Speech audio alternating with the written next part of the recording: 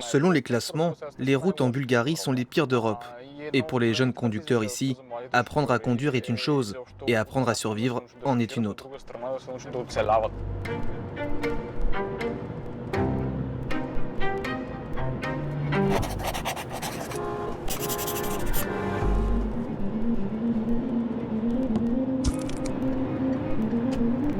Martin a décroché son permis il y a quelques mois. À chaque fois qu'il prend la route, il est en mode alerte. Premièrement, les routes sont en mauvais état. Et sur cette infrastructure déjà dégradée, il n'y a pas toujours de signalisation au sol qui permettent de s'orienter. En plus, le comportement des autres conducteurs n'aide pas à s'y retrouver.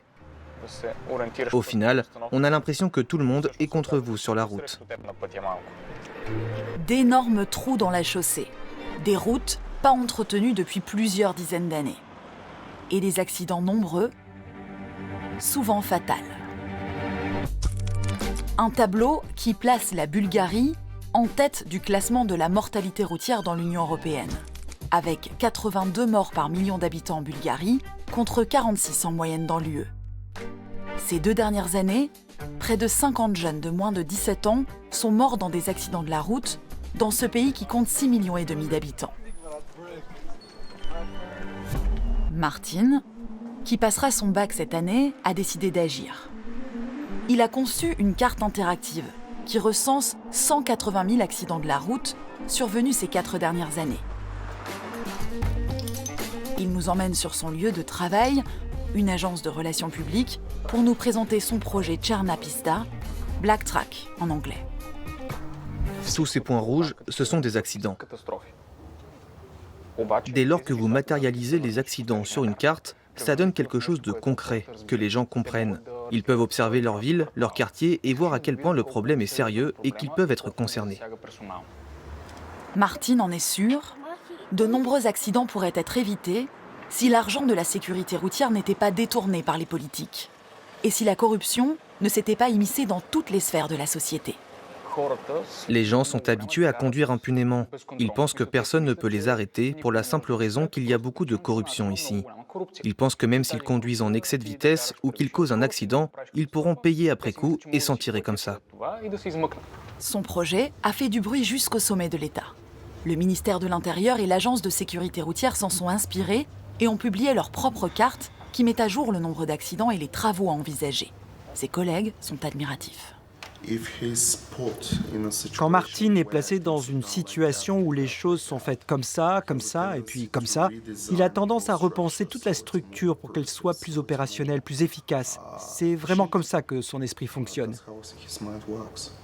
Clairement, il a l'étoffe d'un Premier ministre. Son projet, Tchernapista, a valu à Martin le titre d'éveilleur de conscience 2025, remis par la radio nationale bulgare.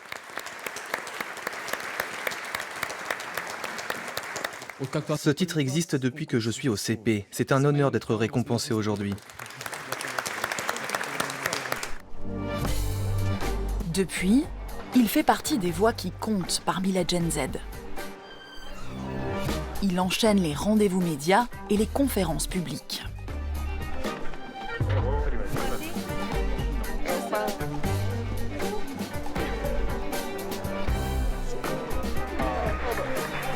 Merci pour l'invitation et pour cet événement.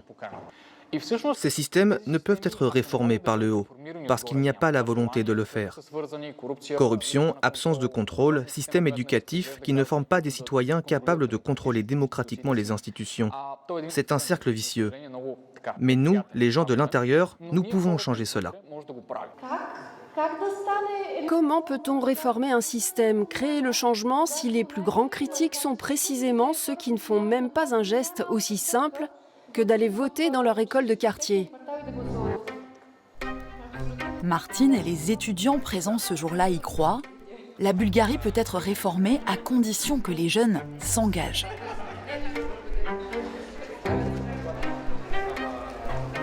La Bulgarie ne peut pas progresser si on n'est pas là pour changer les choses, pour transformer notre environnement avec des actions quotidiennes. Donc nous devons rester en Bulgarie. On peut partir pour étudier, engranger le meilleur, à condition de revenir pour tout mettre en pratique ici. On passe par le boulevard Todor Alexandrov? C'est plus sympa. Après la conférence, Martine et ses amis nous emmènent sur une place qui a beaucoup compté ces derniers mois. Un carrefour nommé Triangle du pouvoir.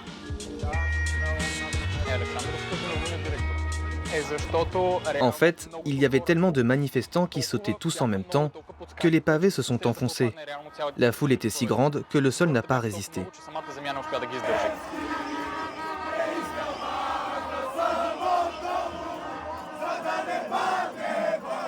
C'était le 10 décembre dernier, plus de 100 000 personnes rassemblées pour dire non à la corruption.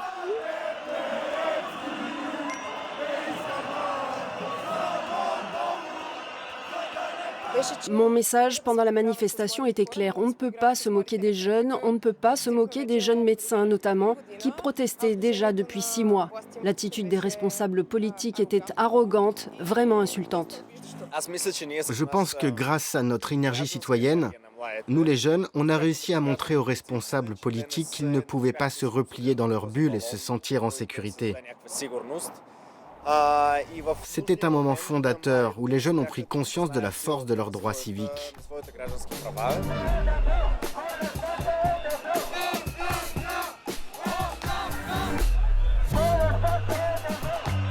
Sous la pression de la rue et de la Gen Z, le gouvernement a démissionné. Ce que Martine, Vassilina, Alex et Ioana espèrent maintenant, c'est que cette fronde ne soit qu'un début. Pour qu'enfin la classe politique se renouvelle, pour que la Bulgarie en finisse avec la corruption.